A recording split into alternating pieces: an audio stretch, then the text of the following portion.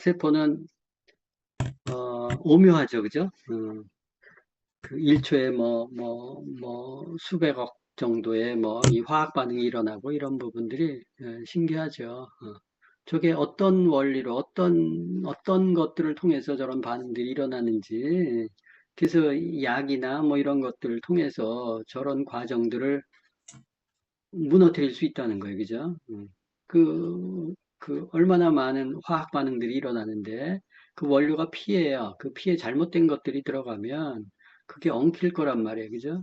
우리는 세포에 대해서 아는 게 별로 없어요.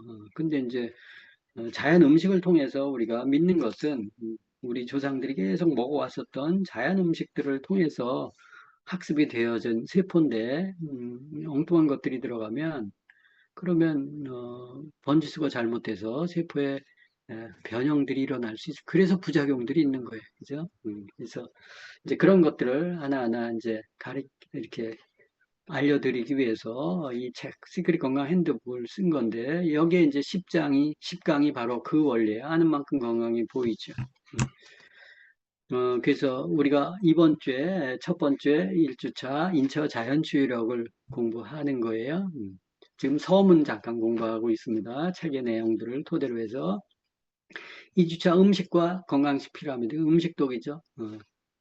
장 개선, 이것도 음식독이죠. 대장독, 생활용품과 경피독 얘기고, 디톡스 다이어트, 이거는 대장독 얘기고, 물과 냉기, 음식독, 대장독, 호흡독, 백세대공원 일반 건강관리, 주방용품 가정요리, 이것도 음식과 관련된 독, 또 그리고 피부 건강과 좋은 화장품, 이건 경피독. 또 이제 뭐 이렇게 호흡독도 있고 뭐 섞여져 있어요, 그죠? 그래서 대장독, 경피독, 호흡독 이런 것들이 각 주별로 각 다르죠. 근데 이제 보통 우리가 음식 습관 그러면 식습관 그럼 보통 먹는 것과 관련된 것만 하지 호흡독이나 또 경피독이나 이런 것들은 다루지 않아요. 근데 이제 우리 건강교실에서는 우리 혈액을 탁하게 하는 모든 원인들을, 그 유입 통로들을 찾아서 이제 그런 부분들을 차단시키고 들어온 독은 해독하는 방법에 대해서 아니까 훨씬 더 폭넓게 건강관리를 하실 수 있을 거예요. 이제 그런 면에서 좀 특색이 있어요. 그래서 오늘은 1주차 인체와 자연치료에 대해서 본격적으로 공부합니다.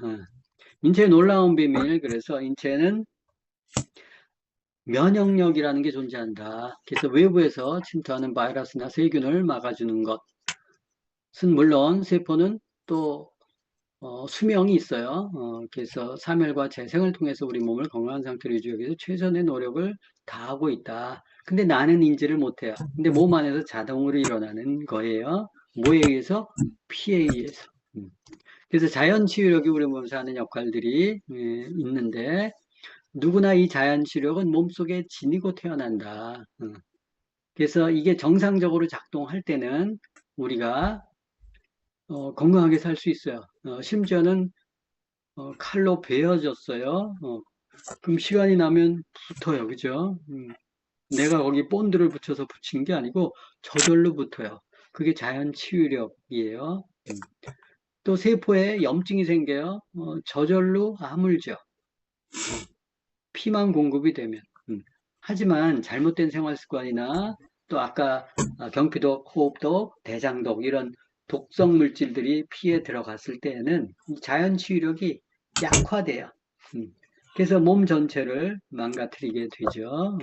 그래서 자연 치유력이 잘 발동할 수 있도록 만들어주면 우리 몸은 저절로 건강해질 수 있다라는 거예요. 그럼 자연 치유력을 어떻게 키울까? 이 없어. 왜 우리 없을까? 몸은 세포로 되어 있다고 다음 그랬잖아요. 이 세포가 이거 재생주기가 다 다음이야. 다르다고 얘기했어요. 심지어는 뭐 매일 100억 개 이상의 세포가 세대 교체가 된대요. 이 세대 교체가 이루어지려면 많은 영양소가 필요해요. 또 세포의 세대 교체에 필요한 영양을 공급하는 게 바로 피예요. 그래서 우리가 피만 잘 보급해주면 세포들이 알아서 한다. 그게 면역력이고 자연 치유력이라는 거예요. 그래서 피를 깨끗하게 해주면 혈관도 뚫리죠. 세포도 양질의 영양소를 공급받아서 정상적으로 재생된다라는 거죠. 자, 그러면 어떻게 재생이 되는지, 우리 몸이 외부의 세균이나 바이러스의 침입을 받았을 때 우리 몸이 어떤 반응을 거쳐서 방어하는지 영상을 통해서 한번 보도록 하겠습니다. 이걸 잘 보세요. 우리 몸에서 그 심리적인 걸 갖고 자연 치유력이 이런 손가락질한테 식으로 그러면, 활동하는 거예요. 미쳤나 봐, 진짜. 아이의 몸에서 세포가 빠른 속도로 증식되는데 몸 안에서 새로운 세포가 계속 생겨날 뿐 아니라 낡은 조직이 새로 태어난 더 강한 조직으로 교체됩니다. 상처가 치료되는 것도 이런 세포 성장의 결과입니다.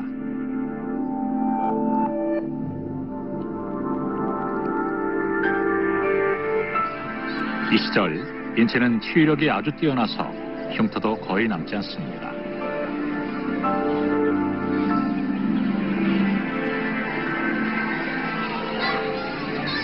아동기는 대인관계도 넓어지는 시기입니다.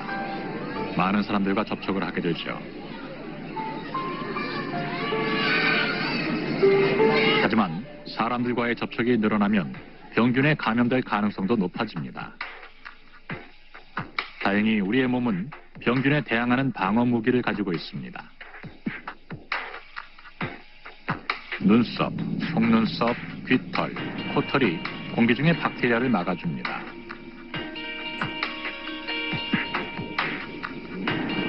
땀, 눈물, 점액질이 박테리아를 씻어냅니다. 그리고 피부는 지속적으로 가장 바깥쪽 표피세포를 털어내는데 이때 박테리아도 함께 떨어져 나갑니다. 입은 저항력이 약한 편입니다. 최근 연구에 따르면 입에서 발견되는 병균은 아주 강력해서 만일 심장과 같은 주요 기관에 침투하게 되면 생명을 위협할 수도 있다고 합니다. 다행히 침에는 라이소자임이라는 물질이 함유되어 있는데 박테리아를 파괴하는 능력을 가진 효소입니다.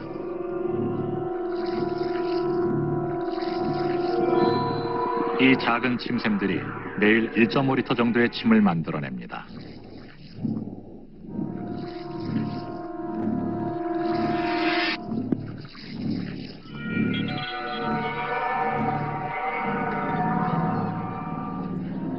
수도와 같은 병원체가 우리 몸의 방어막을 뚫고 침입하면 인체의 면역 체계가 심각한 질병을 막기 위해 작동하게 됩니다.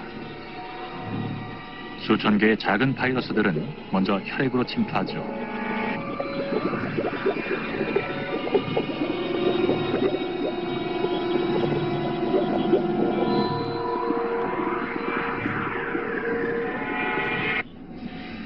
그리고 세포 속에 자리를 잡고 수천 개로 불어납니다.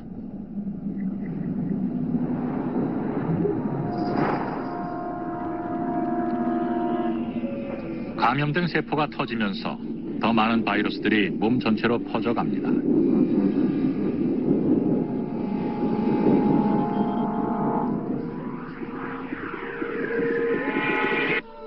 수두에 걸리면 몸 전체에 붉은 반점과 발열이 생깁니다.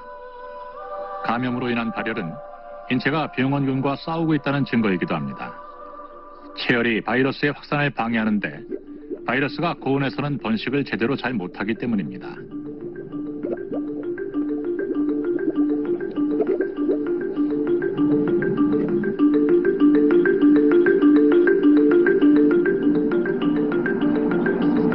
면역 시스템이 작동하기 시작하면 백혈구가 감염된 세포에 들러붙어 해로운 단백질을 흡수합니다.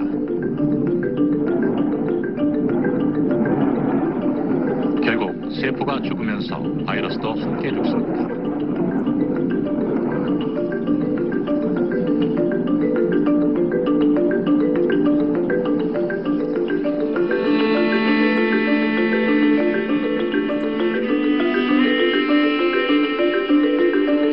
부스럼처럼 보이는 피부 반점은 면역 시스템이 수두 병원체와 벌인 전투의 흔적입니다. 하나의 반점에 죽은 세포와 수천 마리의 죽은 바이러스가 들어있습니다. 유쾌하지 못한 경험이지만 어린 시절의 이런 과정이 인체의 면역 체계를 강화시켜줍니다.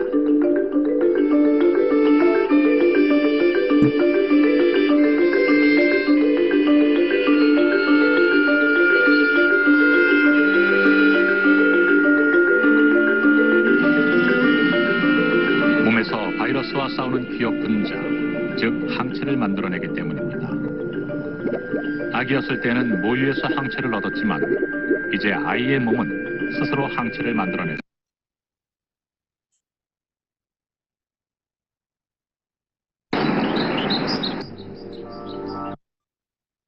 네, 보셨죠? 이 영상에서 보시면 처음에 상처가 났어요. 그래서 흉터가 치유되는 과정을 보여줬고, 또 중간에 세균이나 바이러스가 침투하면 눈물이나 땀이나 점액을 통해서 방어한다고 얘기했어요. 그리고 또 침을 통해서도 살균과 소화를 해서 이물질들이 들어왔거나 독소가 들어왔을 때 침이 나온다 그랬어요. 하루에 1.5리터나 나온다 그랬죠. 살균과 소화가 이루어져요. 침이. 또 수두 바이러스 같은 것들이 커서 이렇게 드러나는 게 대상포진이라고 했잖아요. 이 수두 바이러스도 우리 몸에 이렇게 잔류되어 있는데 약했을 때 드러나는 거예요. 우리가 보통 감기도 일반적인 감기 바이러스 같은 경우도 우리 몸 안에 있어요. 몸이 약했을 때는 뚫고 나오는 거예요. 몸이 강할 때는 눌러놓지만 암세포도 똑같다고 그러잖아요. 그죠? 하루에 몇천 개가 생기는데 백혈구가 이렇게 억제해 놓으면 더 커지지 않는 거예요. 우리 몸은 이제 그런 것들이 면역력이 지켜지는 거죠. 그죠? 그래서 이제 그런 것들이 이렇게 침투가 되면 점막을 뚫고 들어온다. 그랬을 때 침투하면 바이러스 확산을 막기 위해서 어떻게 해요? 체온을 올리죠. 체온을 올리는 이유는 바이러스 확산을 막고 백혈구의 활동을 증폭시키는 일이에요. 그죠? 그러니까 열을 올리는 거예요. 그게 이제 우리 몸에서 일어나는 일들이에요. 그럼 열이 오르면 어때요?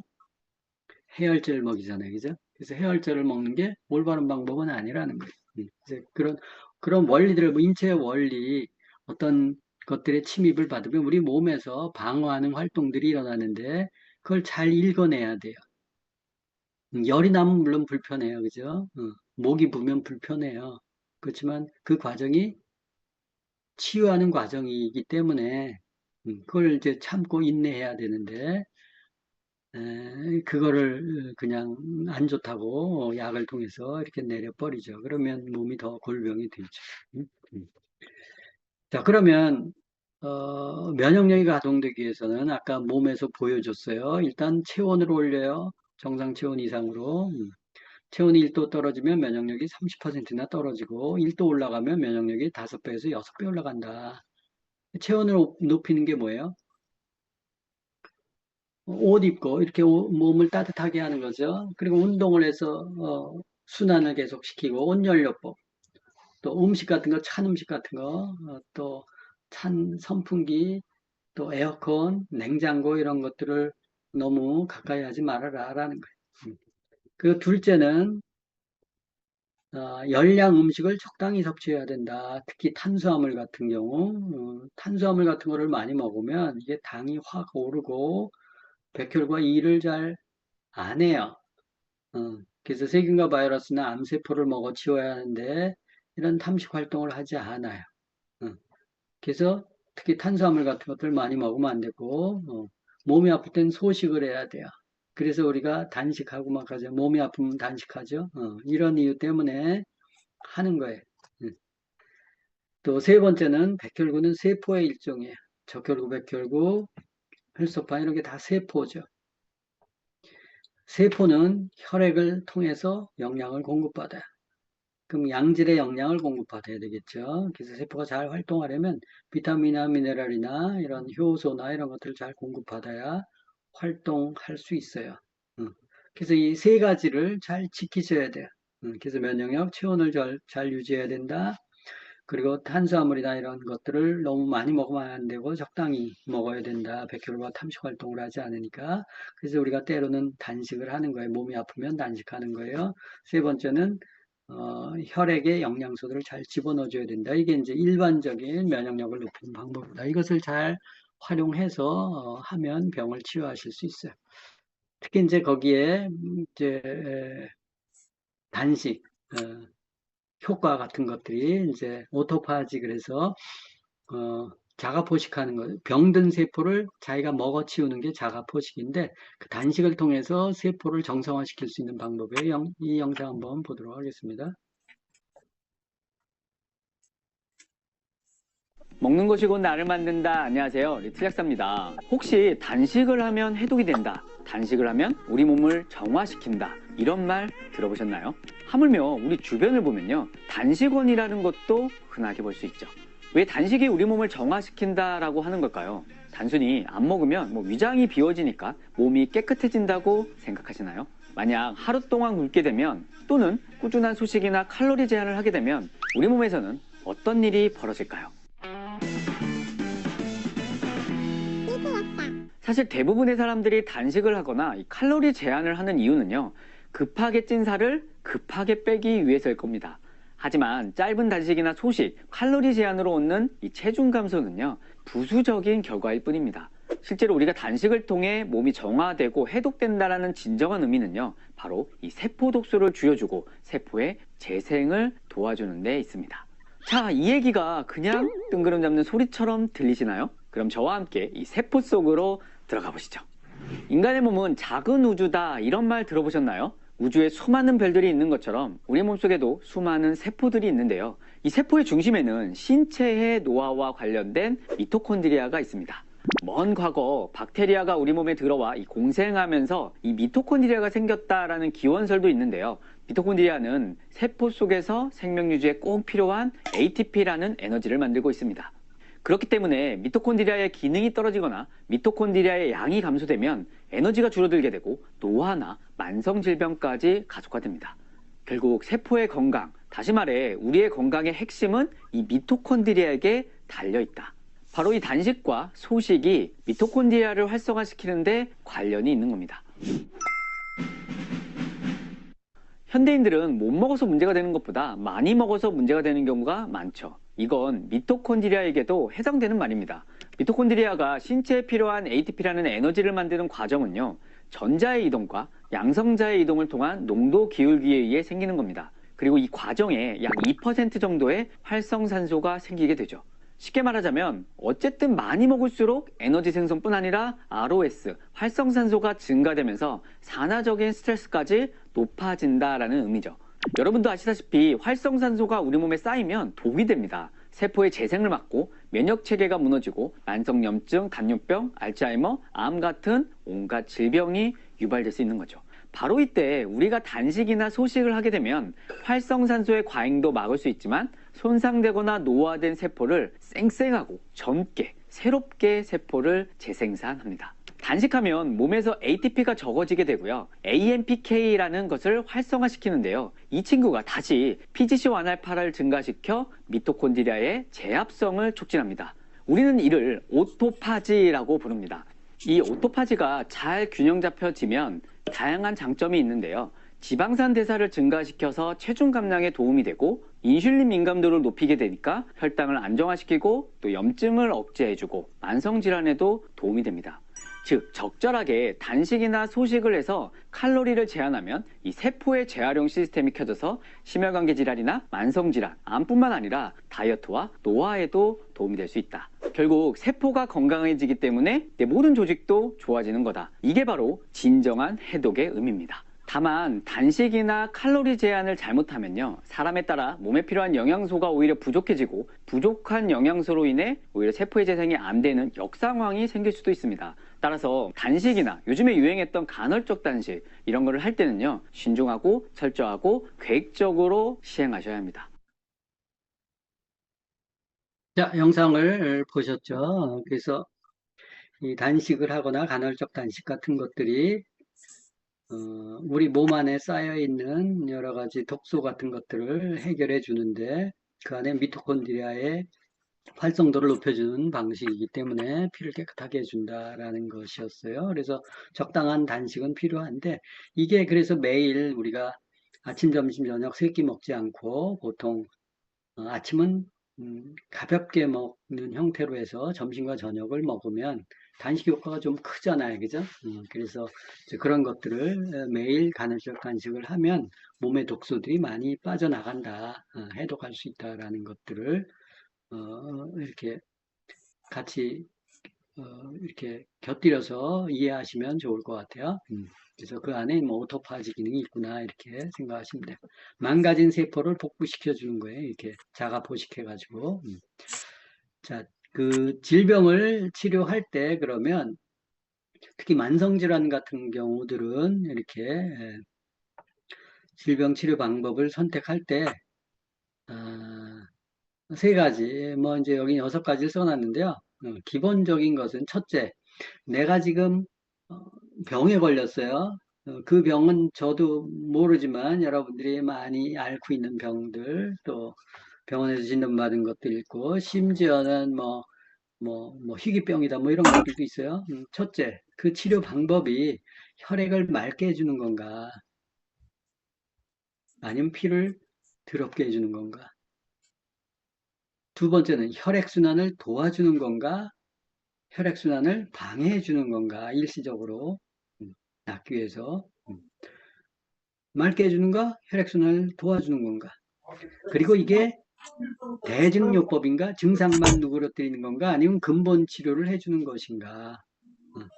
이거를 잘 보면 내가 그 질병을 치료하는 방법이 좋은 선택인지 아닌지를 알 수 있어요. 그죠? 저 기준만 갖고 있으면 병이 낫다, 질병이 낫다, 질병이 이렇게 환자가 됐다라는 것은 그게 좋은 치료법을 선택해야 되는데 이런 걸 기본적으로 알면 흔들릴 이유가 뭐가 있어요? 그죠? 이걸 해야 돼요, 말아야 돼요? 대부분 알아보면 되지. 이 기준을 가지고. 내 몸의 면역력을 회복시키는 건가, 면역력을 죽여버리는 치료인가. 죽이면 치료만 하면 안 되지. 다섯 번째, 부작용이 없는 치료인가. 여섯 번째는 수치만 보는 건가? 아니면 삶의 질을 높이는 치료인가? 뭐, 저 확대해서 보면, 이 중에서 한두 가지 혈액을 맑게 하는 요법인가 아닌가만 딱 알아도 내가 이걸 해야 돼 말아야 돼 결정할 수 있어요. 근데 사람들이 그 근본이 흔들리기 때문에 이것저것 막 하게 되죠. 마구잡이로 하게 되죠.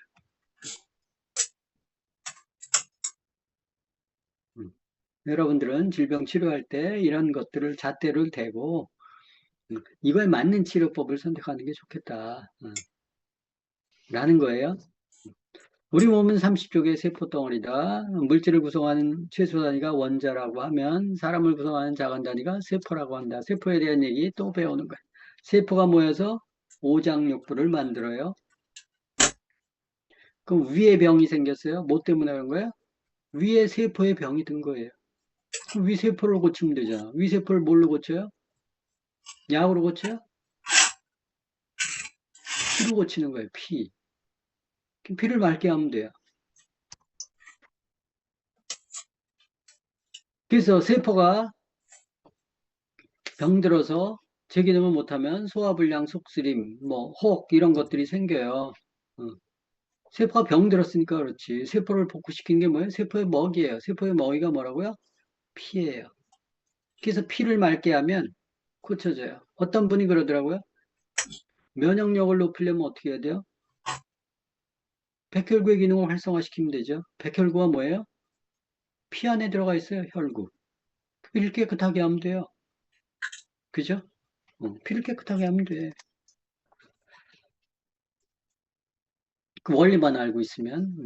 근데 피를 탁하게 하는 여러 가지 환경 요인들이 있잖아요. 그죠? 이제 그런 것들을 우리가 알고 방어해 가면 피는 저절로 깨끗해져요. 노력을 하면. 그 방법을 몰라서 그렇지. 그래서 수많은 각각의 세포들은 수명이 다 달라요. 일정한 주기에 따라서 다시 재생이 된다. 90% 이상이 매년 재생이 되고 크게 3 내지 5년을 주기로 우리 몸의 모든 세포가 재생이 된다. 근데 세포마다 분열 횟수가 한계가 있다. 세포가 더 이상 분열하지 못할 때 우리는 죽는 거다. 이게 1961년도에 레오나드 헤플릭이라는 분이 발견을 했다고 그래요. 그래서 세포의 재생주기가 나이에 따라서, 건강 상태에 따라서 다 달라요. 그렇지만 평균적으로 봤을 때 세포의 재생주기, 백혈구, 적혈구, 혈소판 뭐 이런 것들인데 적혈구가 피의 대부분을 혈구의 대부분이 적혈구잖아요. 그래서 빨간색으로 보이죠? 3, 4개월 걸려요. 그래서 우리가 피를 바꾸는데 3, 4개월은 조심해라. 우리가 디톡스를 할 때도 한 3개월, 4개월 정도는 피 바꾸는 시간이니까 그게 필요하다. 애가 태어나서 100일 잔치를 하잖아요.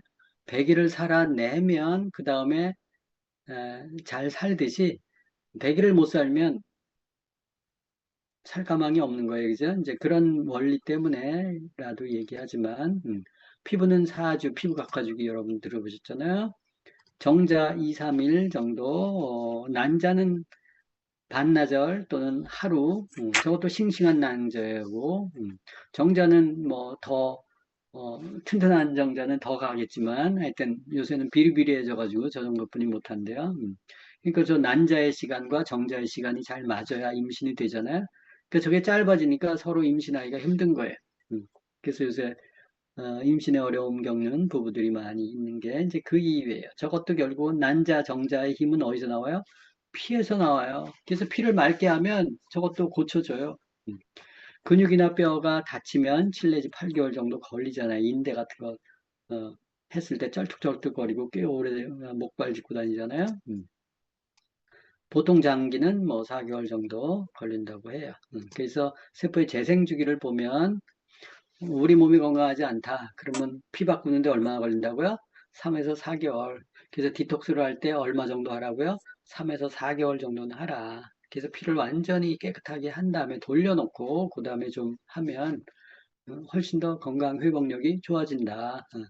뭐, 뭐, 한 달 찔끔 먹고, 한두 달 찔끔 먹고, 이러지 말고, 한 4개월 정도는 맘먹고 꾸준히 하고, 그 다음에 이렇게 어느 정도 복구되면 그 복구의 힘으로 좀 더 이렇게 버텨갈 수 있어요. 그래서 이제 그 혈액이 바뀌는 주기 3, 4개월을 잘 주지해서, 그거는 지켜라. 건강한 신체로 만들려면 최소한 3, 4개월은 필요하다. 그래서 단기간에 약 하나를 먹고 뭐 이렇게 몸이 확 변한다고 생각하는 것 자체가 웃기는 얘기예요. 그죠? 그런 일은 세상에 없어요. 여러분 밥 한 번 먹었다고 잘 먹었다고 1년 내내 굶어요? 아니잖아요. 늘상 있는 일인데 예, 관리를 잘 해야 된다는 거예요. 그래서 약 하나를 먹고 건강해지려고 자꾸 욕심들을 내니까 약에 중독이 돼가지고 빨리 죽죠. 그죠? 건강은 예, 단기간에 승부 보는 게 아니에요. 장기적으로 평생 꾸준히 해야 되는 거예요. 그래서 기준을 잡고 꾸준히 하는 게 중요하다. 만병의 원인이 뭐라고요? 오염된 혈액이다. 대부분 사람들이 혈액이 오염이 돼서 병이 생기는 줄 몰라요. 혈액이 뭘로 만들어져요? 물과 음식을 통해서, 공기를 통해서 만들어져요. 그죠? 이렇게. 그래서 오염된 물, 가공된 음식, 더러운 공기, 섭취하면 혈액이 탁해진다. 여기 하나 더 들어가면 피부에 뭐 이상한 거 발라대면 피부로 들어가면 그게 혈액으로 들어가잖아요. 그래서 피가 오염이 될 수밖에 없다. 우리가 또 이렇게 외부에서 들어온 것들 때문에 오염이 되는데 또 우리가 먹고 살기 위해서 뭘 먹어요. 먹어도 아까 영상에서도 봤잖아요. 불완전 연소 되는 부분들이 있고 그래서 활성산소도 나오고 또 그 찌꺼기들도 나온다. 불완전 연소가 되면. 왜냐하면 이게 영양소들이 혈액으로 흡수되고 세포에 전달되려면 필요한 에너지로 또 전환되려면 효소가 필요한데 이 효소가 부족하면 불완전 연소가 돼요. 그 효소를 도와주는 게 비타민과 미네랄이죠. 그래서 이런 것들이 발생해서 탄수화물에 분해되는 과정에서 이산화탄소, 고혈당, 젖산 이런 부산물이 발생되고 또 지방은 전환이 되다가 고중성 지방, 고콜레스테롤 같은 것들 발생되고 단백질은 암모니아나 요산 요소 같은 것들이 중간에 부산물로 발생이 되죠. 저게 완전 연소가 되면 저게 잘 발생되지 않고 또 간과 신장에서 저런 것들을 다 없애버리면 되는데 이제 저게 로드가 걸리면 부하가 걸리면 해독 안 된 피들이 이제 돌아다니면서 문제를 유발하는 거죠. 그래서 이제 우리가 외부에서 들어온 독도 문제지만 우리가 음식을 통해서 나오는 부산물들도 많이 있을 수 있으니까 조심하라라는 거고, 그래서 우리가 비타민, 미네랄 이런 것들을 잘 먹어야 효소가 활성화되고 소화돼서 나오는 노폐물도 적어져요. 그리고 이제 이 소화하는 과정에서 음식물 독 이외에 또 여러 가지 유해 화학 물질이 있는데, 이 유해 화학 물질은 석유계 합성 화학 물질이에요. 이 석유계 물질은 석유에서 만들어내는 플라스틱이나 뭐 이런 것들이, 용품들이 이 흙에 묻으면 썩어요, 안 썩어요? 안 썩죠. 안 썩는 이유는 분해하는 미생물이 없기 때문에 그렇대요. 이게 땅에서 썩지 않으면 우리 장에서도 썩지 않아요. 그러면 이제 그런 물질들이 혈액을, 토양을 오염시키는 것처럼, 물을 오염시키는 것처럼 혈액을 오염시켜요. 그래서 그런 것들이 또 호르몬을 교란시켜요. 독소 같은 것들이. 그래서 기혈순환을 방해하죠. 우리 독소가 유입되는 창구가 세 군데가 있다고 얘기했죠. 호흡을 통해서 들어오는데 오염된 공기나 황사나 매연, 또 화석연료, 우리 자동차, 또 대장독은 음식을 통해서 들어오는 독인데 왜 하필 대장독이냐? 소장독도 아니고. 대장에서 제일 많이 영향을 받기 때문에 그래. 음식물의 종착지가 대장이잖아요. 그죠? 대장에서 이제 음식에 안 좋은 것들, 뭐 이런 것, 찌꺼기들이 많이 쌓이기 때문에 대장 관리가 더 문제가 심각하죠. 그래서 소장보다는 대장에 집중해서 대장독이다. 이렇게 육류 유제품 가공 음식, 또 약물, 오염된 물 이런 것들이 음식물 통을 통해서 들어오고, 이제 대장에 우리가 나중에 좀 배우면 알겠지만 대장에 우리가 소화 효소로서 소화시키지 못하는 것들을 마이크로바이옴, 유산균을 비롯한 프로바이오틱스, 또 장내 마이크로바이옴이 음식물을 이렇게 분해시켜요. 그 분해시키는 것들을 혈액 속으로 유입시키는데 이제 그거에 또 영향을 많이 받기 때문에 대장독 중요하죠. 경피독, 피부를 통해 들어오는 독, 세제명품, 화장품, 연고. 그래서 잘 발라야 돼요. 세제도 잘 써야 되고, 근데 이제 싸구려 세제, 안 좋은 세제 이런 것들은 합성계면 활성제, 그래서 석유계 원료를 통해서 들어온 것들이 많은데 그게 음식으로 들어가도 안 좋지만 또 피부를 통해서도 안 좋기 때문에 그걸 통해서 또 여러 가지 혈액이나 림프가 탁해서 병들이 또 많이 생겨요. 그래서 이런 세 가지도 창구들을 잘 관찰해서 내가 건강에 안 좋은 것이 호흡독 때문이냐, 대장독 때문이냐, 경피독 때문이냐 판단을 해서 그런 것들을 하나하나 교정시켜 나가면 컨디션이 좋아지죠. 그죠? 생활 속의 독소들이 어떤 것들인지 영상을 몰두하고 있다.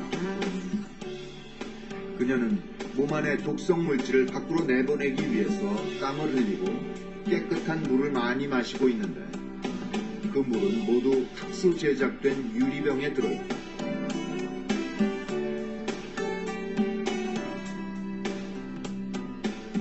유리병만을 쓰는 특별한 이유는 무엇일까? Plastic can leach into the water that you drink, and 이에는 첨가제나 합성 계면 활성제가 전혀 들어있지 않은 순비누만을 사용하고 있다. 에스트로겐과 유사한 환경 호르몬이 몸에 흡수되는 것을 막기 위해서라고 했다. I did not realize that things like toilet bowl cleaners and bathroom cleaners and shampoos and other things, soaps, could be harmful to my body in a long-term way, but now I do. 환경 호르몬의 위험성이 점차 밝혀지면서 과학자들의 연구도 깊이를 더해가고 있다. 환경 독성학자인 루델 박사는 최근 환경 호르몬이 집안의 먼지와 공기에도 있다는 논문을 발표해 주목을 받았다.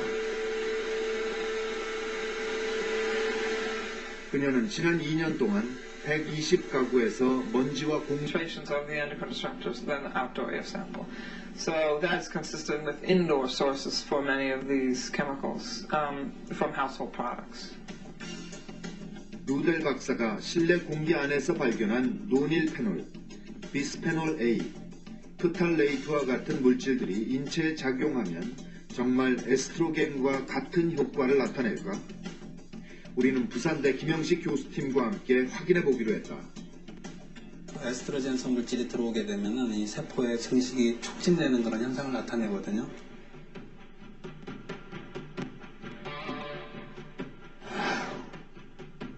우리는 실험용 세포에 환경 호르몬 물질을 투여해 보았다.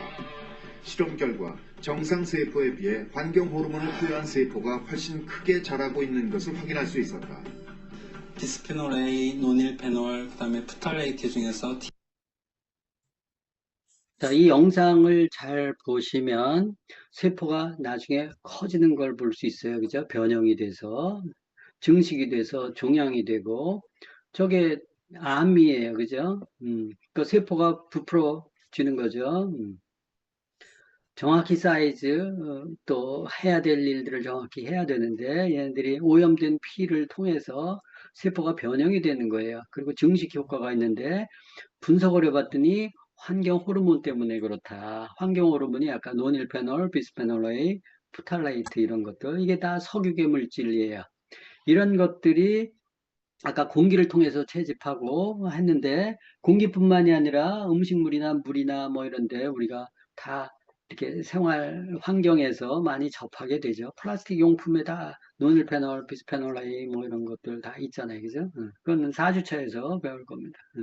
이제 그런 것들이 알게 모르게 호흡을 통해서 또 피부를 통해서 또 먹는 걸 통해서 들어가요. 그러면 그게 혈액 속에 들어가죠. 이게 환경 호르몬적인 역할을 해서 세포의 증식에 영향을 줘요. 이 환경 호르몬이 남성 호르몬, 여성 호르몬인데 이 남성 호르몬을 저하시켜야 교란시켜서 남성 호르몬이 여성 호르몬을 적당히 억제해야 되는데 그 균형을 못 잡으면 여성 호르몬이 너무 증폭이 돼 버려요. 그럼 세포에 증식이 일어나요. 그래서 이제 여성 호르몬의 특징이 커지는 거 아니에요. 보관하고 저장하고 출산하고 이런 것들이잖아요. 그죠? 그러니까 세포가 커지는 거예요. 그래서 견제가 안 되고 그래서 이제 혹이 생기는 건데 그게 암이죠. 그래서 여러분들이 암을 원인이 없다. 원인이 왜 없어요? 있죠. 환경 호르몬 때문에 그래요. 대부분. 그 환경 호르몬을 없애야지.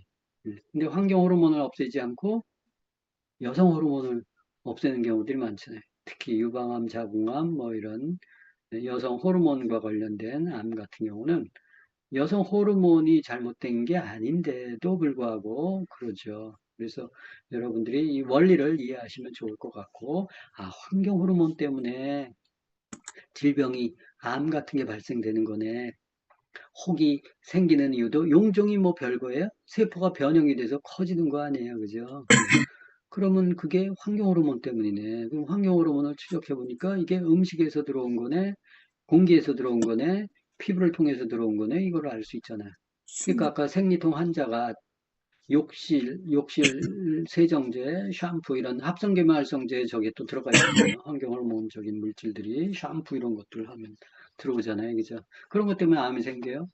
그래서 이제 그런 것들을 막아야 되겠다라는 것을 여러분들이 잘 인지하는 게 중요해요.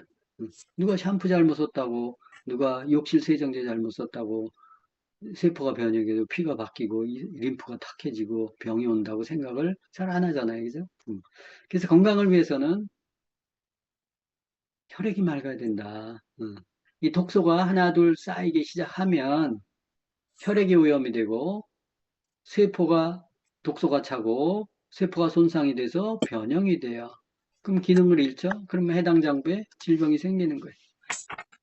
그래서 오장육부의 특정 조직에 질병이 발생됐다는 것은 해당 장부를 구성한 세포 기능의 저하예요. 세포 기능의 저하는 또는 변형은 혈액이 망가져서 그런 거예요. 그래서 만병의 근원은 오염된 혈액 때문이다. 그래서 우리가 할 일은 뭐예요? 세포를 정상화시키려면 조직을 드러내는 거예요? 떼어내는 거예요? 아니에요. 우리가 할 일은 피를 맑게 해주는 거예요. 혈액을 맑게 해주면 우리 몸은 놀라울 정도로 건강해져요. 이게 신이 우리에게 주신 자연 치유력이라는 거예요. 그래서 몸이 아프다가도 다 죽게 생겼어요. 시골 내려가서 물, 공기, 음식 바꾸니까 살아나더라. 이런 거 많이 들어보셨잖아요. 이게 바로 자연 치유력의 원리.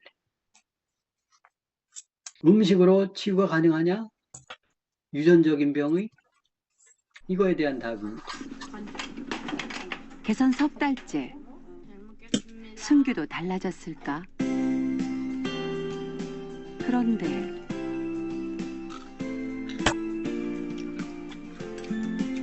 놀랍다. 순규가 맞나?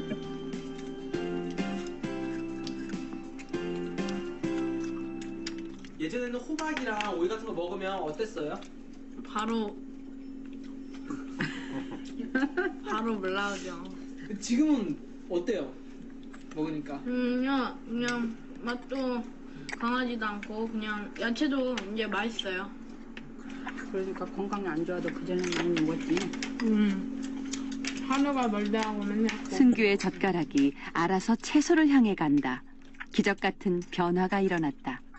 요새는 같이 먹고 그러니까 너무 편하고 순규 건강에도 좋고 그래서 너무 감사한 것 같아요.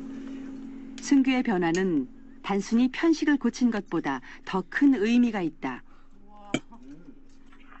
미래의 아들과 손자의 운명을 바꾼 순간이기도 하기 때문이다.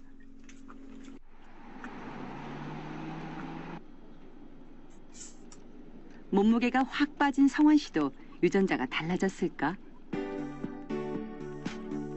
성원 씨가 검사한 유전자는 뚱뚱한 사람들에게 염증이 잘 일어나게 하는 유전자다.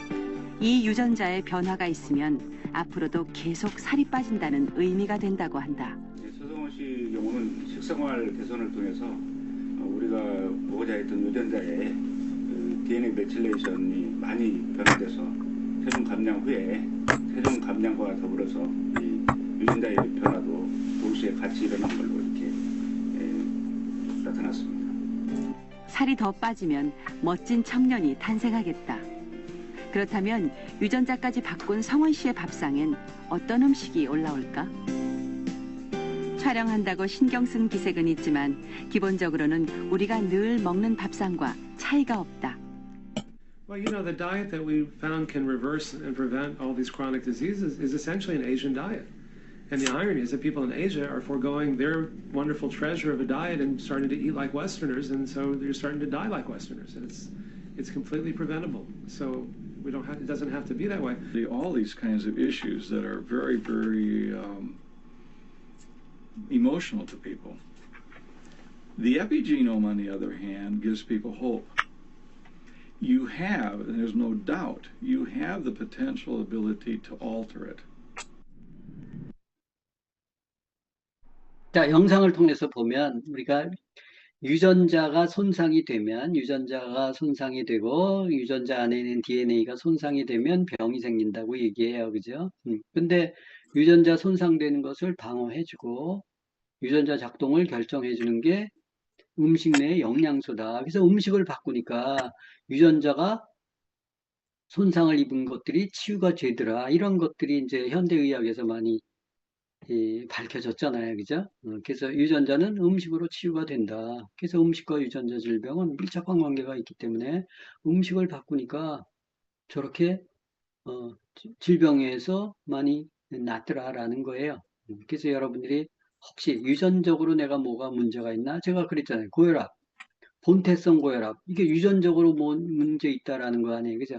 근데 음식을 바꾸고 습관을 바꾸니까 혈압이 떨어지는 거예요. 그죠? 음식도 똑같아요. 그래서 유전자에 끄고 키는 스위치가 뭐 엽산에도 있고, 근데 엽산뿐이겠어요? 메틸계 엽산 이렇게 얘기하던데, 그런 음식을 부족한 음식 같은 것들을 잘 찾아서 먹으면 피가 바뀌고 건강은 놀랍게 회복될 수 있다. 그래서 질병 치유에 대한 접근하는 바람직한 방법들이 몇 가지가 있는데요. 현대의학은 첨단 의료 장비를 통해서 질병의 유무를 진단하는데 탁월하다. 그래서 진단, 외과, 그래서 수술 같은 거 잘 하잖아요. 그죠? 그 현대의학에서 굉장히 잘하는 부분이에요. 그 혈액 검사 같은 거, 또 체력 검사 이런 걸 통해서 질병을 알아내잖아요. 그죠? 또 교통사고로 부러진 뼈, 상처, 꿰매고 봉합하고 수술하는 거 이런 거 현대의학의 도움을 당연히 받아야죠. 또 관상동맥 질환으로 인해서 심근경색이 일어나요. 당장 죽게 생겼어요. 그죠? 그러면 뚫어줘야지 당장 혈전을 제거하고 이런 응급수술 현대의학에서 굉장히 잘하는 부분이에요. 그래서 저렇게 긴급을 요하고 응급적인 부분들은 현대의학의 도움을 받아라. 다만 만성질환, 고혈압, 당뇨, 고지혈증, 지방간, 류마티스 관절염, 이런 것들이 있잖아요. 그죠? 약을 계속 먹어야 되는데, 약을 통해서 낫지 않는 병들, 이거 다 만성질환이에요. 대부분이 만성질환이죠, 사실은. 이거에 대해서는 상식적으로 이해가 안 되는 치료가 진행이 되더라. 이거는 응급 환자가 아니거든요, 만성질환은. 만성질환에 맞는 치료법을 선택해야 되는데, 암도 똑같아요. 암 원인 모른다고 하고, 암이 당장 생겨요? 수십 년 동안 생긴 거 아니에요, 그죠? 커진 거 아니에요. 근데 그 안 하면 당장 죽을 것처럼, 암을 수술하고 방사선으로 세포를 찢어서 혈액이 공급되지 못하게 해서 세포를 굶어 죽이잖아요, 그죠? 그래서 혹을 줄인다며. 혹 당연히 줄죠. 혈관을 모세혈관을 차단해 버리는데, 그죠? 그 차단해도 그게 몇 개월 정도 뒤에 되면 다시 복구가 돼요. 그래서 피가 들어가요. 그걸 잘 아셔야 돼요. 임시방편으로 방사선으로 하는 거예요. 계속 단절이 되면 조직이 괴사돼서 다 죽어버리죠, 그죠? 태워서 불태워버렸는데도, 지져버렸는데도 모세혈관이 또 들어가요. 그래서 또 이렇게 살아나니까 이제 또 약물 치료 이런 게 각종 부작용을 양산한다. 재발할 가능성이 당연히 크죠. 왜? 피가 바뀌어요, 안 바뀌어요? 안 바뀌고 치료하는 과정에서 더 안 좋을 수 있어요. 그러니까 그런 것들 여러분들이 잘 이렇게 판단을 하시라는 거예요. 이게 눈에 보이는 종양뿐만이 아니라 피를 고쳐야 되는데 피를 고치는 것들을 동시에 진행하면서 해도 해야 된다는 거예요. 그래서 병의 근본 원인을 치유하는 치료법이 필요하다. 현대의학은 응급 상황에 특화되어 있어요. 그죠? 긴급 상황에 특화되어 있어요.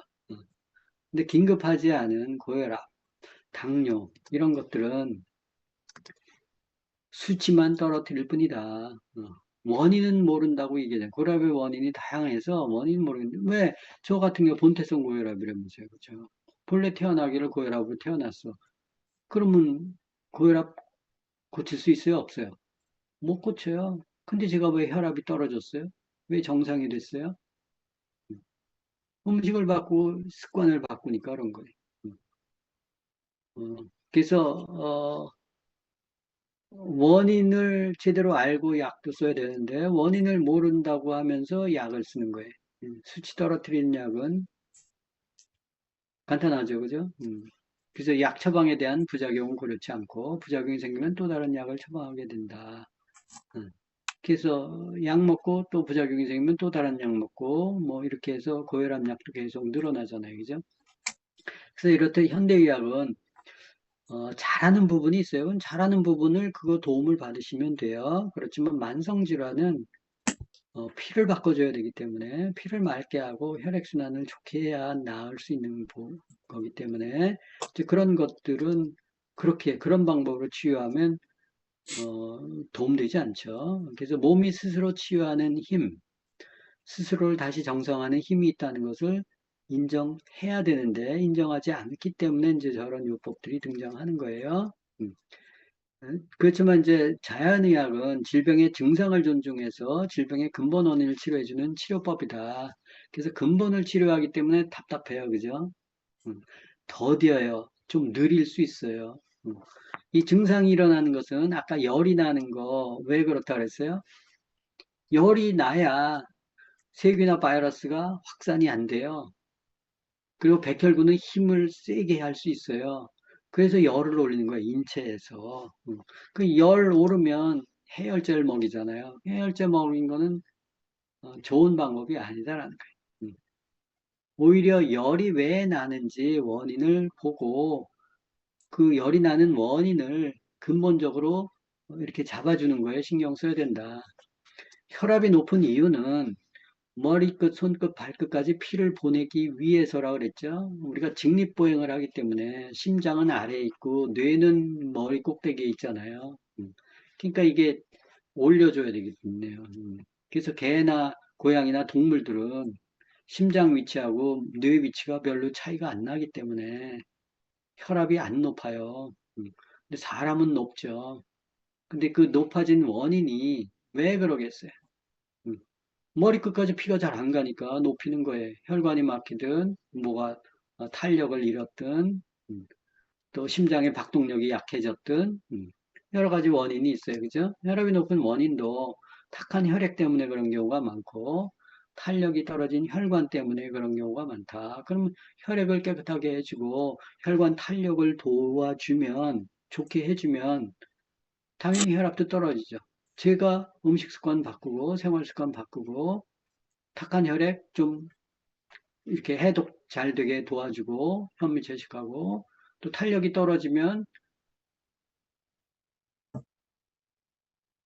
단백질하고 콜라겐 같은 것들이 부족하잖아요. 그죠? 단백질과 비타민 C 같은 걸 만들어 이렇게 먹어서 탄력을 튼튼하게 해주고 그러면 혈관이 싱싱해지고 피를 깨끗하게 돌리고 장을 깨끗하게 하고 간의 해독력을 높여서 피를 깨끗하게 공급하면 그러면 혈압이 떨어져요. 그렇죠? 이런 방법을 찾아서 교정해주면 혈압은 정상화돼. 정상화 안 되는 게 이상한 거지. 정상이 안 됐다. 그럼 원인을 아직 덜 찾은 거예요. 원인을 못 찾은 거야. 아니면 어떤 부분에 뭐 이렇게 탁한 혈액이 들어오거나 혈관에 문제가 생기거나 이제 그런 것들을 못 잡아서 그런 거예요. 그래서 약으로 치료해야 할 질병이 있어요. 음식이나 영양요법, 침, 뜸, 운동요법으로 치료해야 할 질병이 있다. 침 혈액순환에 도와주잖아요. 이렇게. 그죠? 합선을 유도하죠. 그 어혈을 녹여주죠. 뜸, 따뜻하게 데펴주죠. 속열을 집어넣어주죠. 그래서 열감을 줘서 혈액이 풀어지고 순환이 될 수 있도록 도와주고 운동요법도 결국 혈액을 돌리는 거죠. 그죠? 그래서 혈액을 돌리고 침뜸 운동요법으로 도와주고 근데 혈액만 돌려서는 안 되죠. 피가 깨끗해져야지. 피 자체에 원료를 집어넣어줘야 돼요. 그게 음식이나 영양요법이에요. 그리고 만성질환, 고혈압, 당뇨, 협심증, 또 생활습관병, 이런 생활습관병은 생활습관 교정이 되고 식습관이 개선이 돼야 돼요. 그래서 식습관은 먹는 거예요. 음식 습관과 영양소 보충해 주는 거. 생활 습관은 뭐예요? 운동 습관, 수면 습관, 그리고 뭐 일하는 습관 이런 것들이죠. 수면 습관, 운동 습관 이런 것들이 대표적인 생활 습관이에요. 그래서 그런 것들을 좀 잡아주면 좋아지죠. 근본적으로 치유할 수 있다. 약을 먹어서는 낫지 않는다. 고혈압약, 당뇨약, 고지혈증약, 갑상선약 평생 먹으라고 하는데 약을 평생 먹으라는 것은 낫지 않는다는 얘기다. 낫지 않는데 왜 계속 먹느냐고요. 낫지 않는데. 그러면 그 약을 계속 먹겠다라고 의지를 표명하지 말고 약을 줄일 수 있으면 수치를 보면서 줄여갈 수 있도록 노력해야겠다. 이렇게 방향을 정하고 하면 얼마든지 좋아질 수 있어요. 몸이. 그죠? 자, 음식이 약이라고 하는데 약이 아니고 음식이 피를 깨끗하게 하는 약이에요.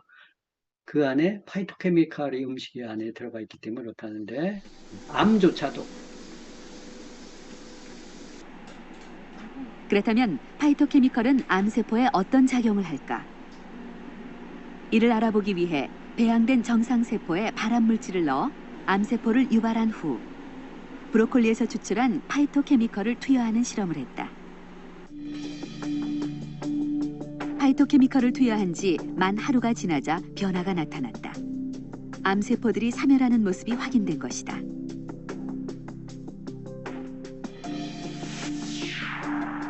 파이토케미컬은 암이 발생하는 여러 단계에서 작용한다. 악성 종양에 달라붙어 암세포의 성장을 차단하는 단백질을 자극해 암세포 스스로 죽게 만들고, 혈관 생성을 차단해 암세포가 자라는 것을 억제하기도 한다. 뿐만 아니라 다른 부위의 침범도 막음으로써 전이의 위험성도 낮춘다. 또한 발암물질에 의해 손상된 DNA를 복구시키기도 한다. 그 물질들이 상당수가 항산화, 항염증 작용을 나타냄으로써 우리 인체 질병, 또 특히 암의 그 주범이 될 수 있는 활성산소라든지 염증을 완화시킴으로써 그 암 예방 효능을 갖는다고 볼 수 있는 것이죠. 더해서 그 파이토케미칼들은 그런 단순한 항산화, 항염증 작용 외에도 어떤 발암물질의 활성화를 억제하거나 또 발암물질의 몸박 배출을 촉진하고 이미 생긴 암세포의 그 세포 사멸을 유도함으로써 암세포가 스스로 자살하게 만드는 그런 기능도 갖는 것으로 보고가 되고 있습니다. 그래서 음식 속에 들어가 있는 파이토케미칼, 이 뭐 색깔 영양소 뭐 이렇게 얘기하잖아요. 우리가 이렇게 의학적으로 또 화학적으로 이렇게 발견한 비타민의 종류들, 미네랄의 종류들 이 있죠, 그죠? 세포 그 분자 구조를 알았을 때는 이제 그렇게 발견해낼 수 있는데, 이 파이토케미칼 같은 경우는 분자 구조를 모르는 게 많대요. 분자 구조를 모르기 때문에 합성을 못하는 거예요. 근데 그게 음식에는 있어. 음식에 들어가 있는 거는 먹으면 효과를 보는데 그 안에 일부만 분자 구조 카피해서 만들어서 먹었더니 효과가 없더라. 이런 것들이 많잖아요. 그래서 음식이 병을 치료하는 약이에요. 그죠? 그래서 약만 약이 아니고 저 독한 암도 저렇게 음식에 파이토케미칼을 통해서 치유 효과가 있다라는 것을 입증을 했기 때문에 여러분들이 식습관을 바꾸는데 이렇게 특별히 신경을 쓰실 필요가 있고, 그러면 현대인들이 어떻게 질병을 치유할까? 당신 말대로 현대의학은 무시하고 자연의학만 아니고, 아까 얘기했잖아요. 현대의학은 장점이 있어요. 급성 감염, 교통사고, 응급치료, 긴급적으로 발생하는 상황에 대해서는 현대의학의 장점을 취하라. 근데 대부분의 질병들이 만성질환이 많잖아요. 고혈압, 고지혈증, 당뇨, 암 이런 만성질환, 관절염, 류마티스, 뭐 심지어 우울증, 불면증 이런 것들, 약으로 해결되지 않는 것들, 이런 것들은 자연의학의 접근 방법을 취해서 치유하라고요. 이게 일본 이시하라 유미 박사가 15%는 현대의학의 장점을 취해서 치료하고 자연의학의 장점이 85% 정도 해서 치유하면 여러분들이 정말 무병장수할 수 있다라고 얘기를 해요. 그래서 잘 귀담아 들으셔서 치료법을 잘 선택하시는데, 대부분의 사람들은 어때요? 보통 사람들은 현대의학을 85% 이상 하죠. 그죠? 그 자연의학은 믿지 않거나 15% 이내로 하기 때문에 근본적인 병을 다스릴 수가 없는 거예요. 제가 만약에 현대의학만 가지고 고혈압약 먹었다면 제가 아마 이 자리에 없을 수도 있어요. 제가 몸이 워낙 안 좋았었기 때문에.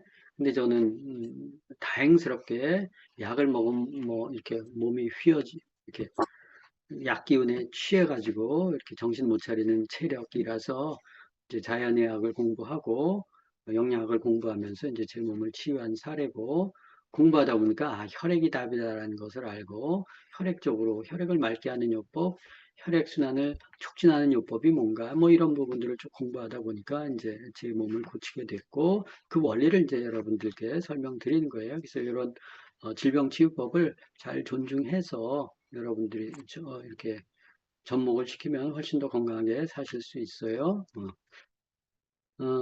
질병은 왜 생기는가 마무리하도록 하겠습니다. 첫째, 잘못된 식생활 습관, 식습관과 생활 습관이 있다 그랬죠. 식습관은 음식과 영양소 보충해 주는 습관, 또 생활 습관은 수면 습관, 그리고 운동 습관이 키죠. 그리고 이제 일하는 일반적인 생활 습관, 그리고 오염된 환경이 이제 때문에 병이 생기는데 혈액이 오염이 돼요. 그죠? 2단계에서 혈액이 산성화되고 하면서 혈액에 문제가 생겨요. 그럼 뭐가 문제가 생긴다고요? 세포에 문제가 생겨요. 그 세포에 들어가서 장이나 간이나 신장이나 이런 오장육부도 전부 세포의 연합체예요.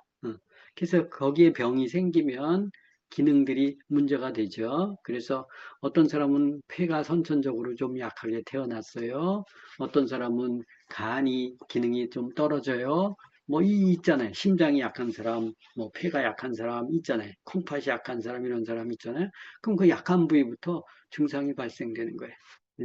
그러면 이제 시간이 지나면서 병명을 진단받고 투약을 하거나 입원을 하거나 수술하는 단계에 가는 거죠. 그래서 이 병이 발생되면 이미 결과가 나온 거예요.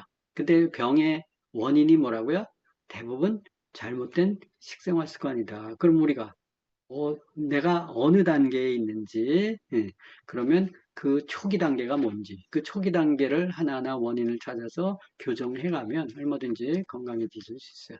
자, 오늘 인체와 자연치유력 정리하면 첫째, 인체는 30조 개의 세포 덩어리다. 이 세포가 세살가리를 한다 그랬죠? 사람마다 그 사이클이 있다고 얘기했어요. 이 세포를 먹이는 게 혈액이다. 혈액의 질이 건강을 좌우한다라는 거예요. 왜냐하면 세포의 질을 좌우하기 때문에 인체는 원래 자연 치유력이 내장되어진 AI 시스템이다. 정교하게 설계되어 있다는 거예요. 잘못된 식습관, 잘못된 생활 습관이 결합이 되면 자연 치유력이 훼손이 된다라는 거예요.